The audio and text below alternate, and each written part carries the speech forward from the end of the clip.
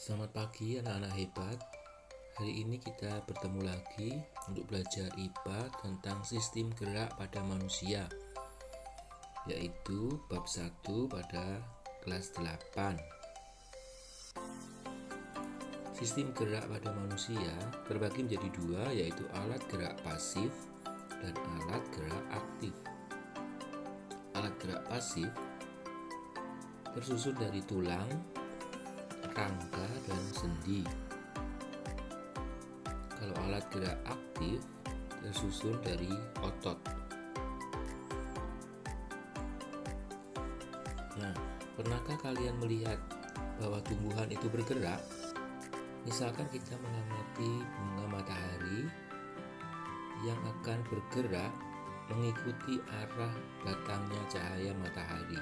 Itu merupakan salah satu contoh gerak tumbuhan. Kemampuan untuk bergerak merupakan salah satu ciri dari makhluk hidup. Jadi, apapun yang digolongkan ke dalam makhluk hidup pasti memiliki ciri bergerak.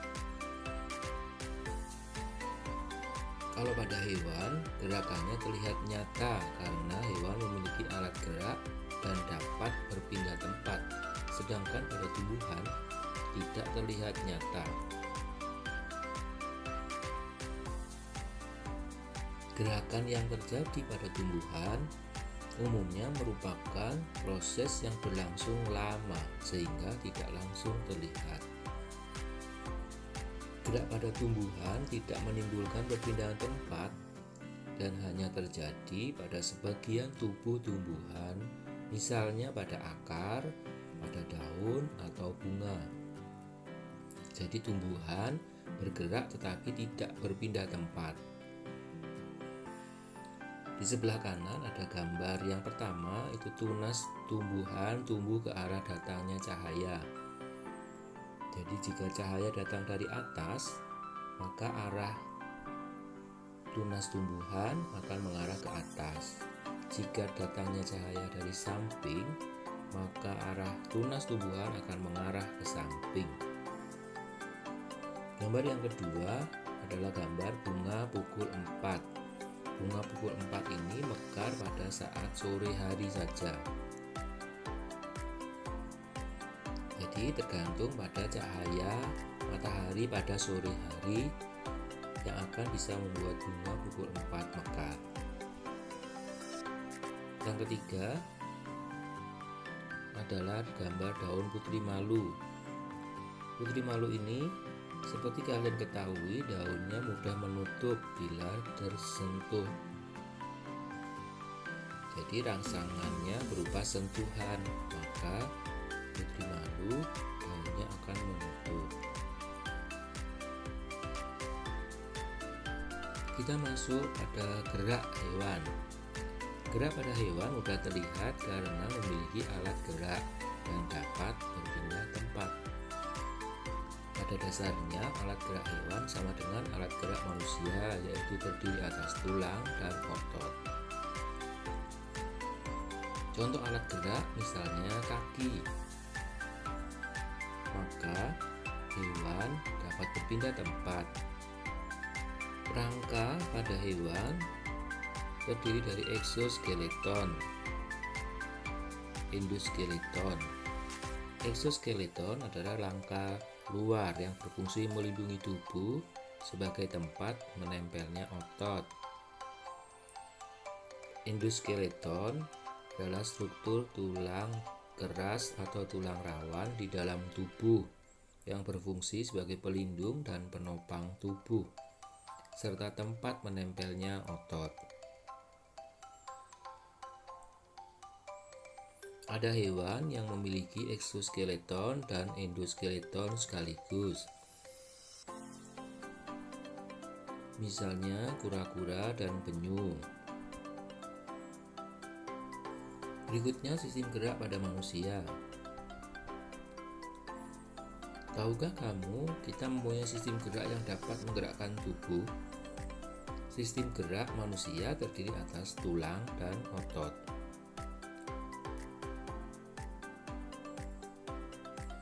Apakah tulang dan otot itu? Bagaimana cara tulang dan otot menggerakkan tubuh kita? Bagaimana jika ada tulang atau otot yang rusak? Terganggu sistem gerak? Kita akan bahas satu persatu. Yang pertama, tulang. Tulang merupakan alat gerak pasif karena tidak dapat bergerak tanpa bantuan otot. Jadi sekali lagi, tulang termasuk alat gerak pasif karena tidak dapat bergerak tanpa bantuan otot. Tulang terbagi menjadi dua jenis, yaitu tulang rawan atau kartilago dan tulang keras atau osteon. Tulang rawan bermacam-macam, ada tulang rawan hialin. Bentuk tulang rawan yang paling banyak mempunyai matriks homogen, halus, dan transparan. Tulang rawan hialin ini terdapat pada cincin trakea di tenggorokan, pada cuping hidung, pada persendian, serta terdapat juga di antara tulang rusuk dan tulang dada. Di sebelah kanan itu merupakan contoh tulang rawan hialin yang diperbesar. Berikutnya tulang rawan elastis. Sesuai namanya, maka dia bersifat lentur. Matriksnya mengandung serat elastis yang bercabang-cabang. Terletak pada epiglotis dan bagian luar telinga. Tulang rawan fibrosa yang ketiga bersifat kurang lentur. Matriks mengandung serat kolagen tidak teratur, terletak pada antar ruas tulang belakang. Kedua adalah tulang keras. Tulang keras merupakan rangka yang menyokong sebagian besar tubuh manusia dewasa. Sel tulang keras disebut osteosit, membentuk konsentris berlapis-lapis. Bagian luar tulang keras dilapisi periosteum, yaitu tempat melekatnya otot. Di sebelah kanan itu adalah contoh tulang keras yang sudah diperbesar lengkap dengan bagian-bagiannya. Tulang keras berdasarkan sifat matriksnya dibedakan menjadi tulang kompak dan tulang spon. Perbedaannya, kalau tulang kompak memiliki matriks padat dan rapat. Jika tulang spon, matriksnya berongga. Di sebelah kanan itu ada contoh gambar tulang spons yang atas dan tulang kompak yang bawah. Kemudian tulang pipa berbentuk tabung dan umumnya berongga. Contohnya terdapat pada tulang paha, betis, tulang kering, tulang hasta, dan tulang pengumbil. Tulang pipi berbentuk pipi dan berongga. Contohnya pada tulang rusuk, ada tulang belikat, dan tulang tengkorak. Kemudian tulang pendek berbentuk silindris, terdapat pada pergelangan tangan dan kaki. Sebelah kanan itu adalah yang pertama contoh tulang pipih pada tulang belikat, dan yang B tulang pendek pada pergelangan tangan. Kemudian ada tulang tak beraturan. Ini juga termasuk tulang keras, berbentuk tidak beraturan, terdapat pada wajah dan tulang belakang. Proses pembentukan tulang, baik tulang rawan menjadi tulang keras, itu disebut dengan osifikasi. Sekali lagi, osifikasi adalah proses perubahan tulang rawan menjadi tulang keras. Pembentukan tulang dimulai setelah terbentuk tulang rawan. Di dalam tulang rawan terdapat rongga terisi osteoblas. Osteoblas akan membentuk osteosit konsentris. Kemudian osteosit mensekresikan protein yang akan menjadi matriks tulang keras. Dan terakhir matriks terisi kalsium dan fosfat sehingga matriks tulang keras. Berikutnya ini adalah fungsi dari rangka tubuh. Yang pertama membentuk tubuh, yang kedua menegakkan tubuh, 3 tempat melekatnya otot, 4 tempat menyimpan mineral, dan kelima tempat menyimpan energi. Ini adalah bagian-bagian dari tulang tengkorak manusia. Berikutnya ini adalah bagian dari tulang belakang. Ini bagian-bagian dari tulang dada dan tulang rusuk. Kemudian ini rangka aksial.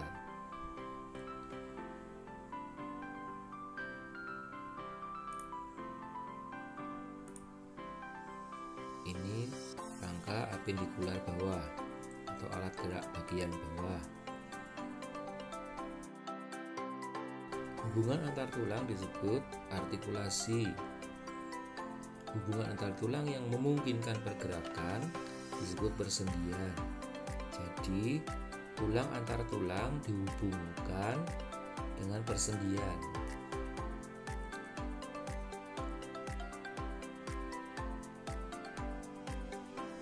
Struktur sendi terdapat pada gambar sebelah kanan. Macam-macam sendi ada yang disebut sendi mati atau sinartosis. Contohnya terdapat pada sendi antar tulang tengkorak. Ada sendi kaku atau amfiartrosis, merupakan hubungan antar tulang yang dihubungkan oleh kartilago.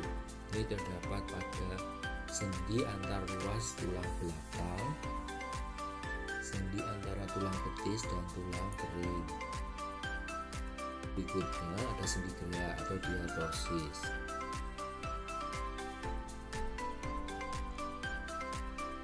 Tersusun atas mangkok sendi, bonggol sendi, pembungkus sendi, dan cairan sendi.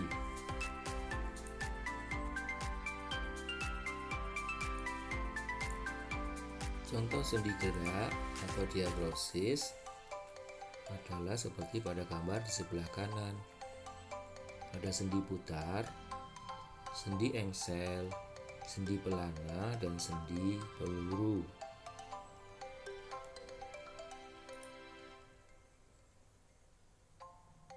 Sendi engsel terdapat pada lutut, siku, dan ruas antar jari. Sedangkan sendi peluru terdapat pada gelang bahu dan tulang lengan atas, antara tulang paha dan gelang panggul. Sendi putar memungkinkan gerakan memutar, contohnya sendi antar tulang atas dan tulang leher, sehingga kepala dapat berputar ke kanan dan ke kiri. Sendi pelana terdapat pada tulang ibu jari, antara tulang telapak tangan dan ruas jari tangan. Kita masuk ke bagian otot. Otot disebut alat gerak aktif karena dapat berkontraksi. Ciri-ciri otot kontraktibilitas, yaitu punya kemampuan memendek dari ukuran semula. Yang kedua, ekstensibilitas, kemampuan memanjang dari ukuran semula. Yang ketiga, elastisitas, kemampuan kembali ke ukuran semula. Jenis-jenis otot yang pertama, otot lurik. Ciri-cirinya memiliki garis gelap terang, berbentuk silindris dan memiliki inti di tepi, jumlahnya banyak. Ini contoh gambar jenis otot lurik.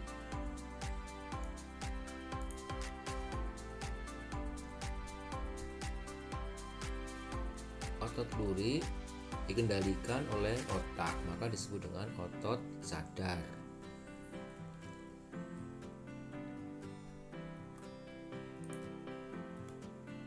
Jenis otot yang kedua adalah otot polos. Otot polos hanya memiliki satu inti atau nukleus. berbentuk gelendong dengan kedua ujung meruncing. Bekerjanya secara tidak sadar dan tidak cepat lelah. Otot polos ini terdapat pada organ pencernaan, pada organ kelamin, pada organ ekskresi, dan pembuluh darah. Satu lagi adalah otot jantung. Otot jantung memiliki banyak inti di bagian tengah. Terletak di jantung sesuai dengan namanya otot jantung. Berbentuk serabut lurik bercabang. Bekerjanya secara tidak sadar. Sifat kerja otot ada yang disebut antagonis, yaitu kerja dua otot yang berlawanan, kontraksasi dan relaksasi. Contohnya pada sendi siku dan lutut, ini disebut fleksi dan ekstensi. Pada sendi lengan atas dan sendi paha, itu disebut abduksi dan adduksi. Pada telapak tangan, ketika kita membalikkan telapak tangan, bisa menelungkup ataupun menengadah, itu disebut gerak pronasi dan supinasi. Pada gerakan kepala menunduk dan menengadah, itu disebut depresi dan elevasi. Nah, ini adalah gangguan dan kelainan pada tulang.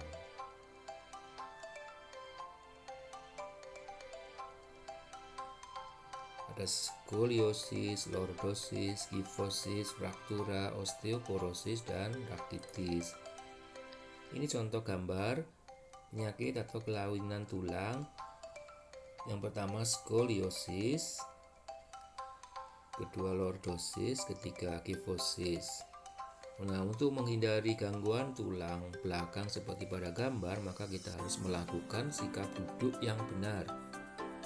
Seperti contoh gambar yang keempat.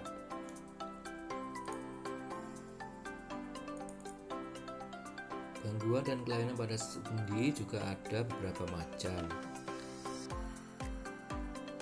Ada artritis eksudatif, ada artritis sika, dislokasi, tergilir, antilosis.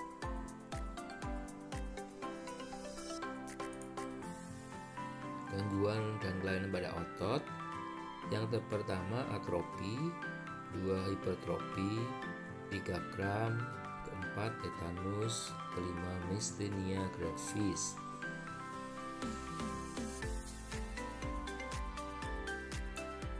Nah, itu tadi adalah pembahasan sistem gerak pada manusia yang meliputi alat gerak aktif dan alat gerak pasif. Demikian yang dapat saya jelaskan untuk materi sistem alat gerak pada manusia pada pagi hari ini. Silakan dipahami baik-baik, dan jika ada kesulitan atau ada hal yang tidak dimengerti, bisa kalian tanyakan kepada Pak Freddy. Terima kasih kalian sudah memperhatikan. Terima kasih sudah belajar dengan baik. Tetap jaga kesehatan, protokol kesehatan yang baik. Terima kasih, selamat pagi.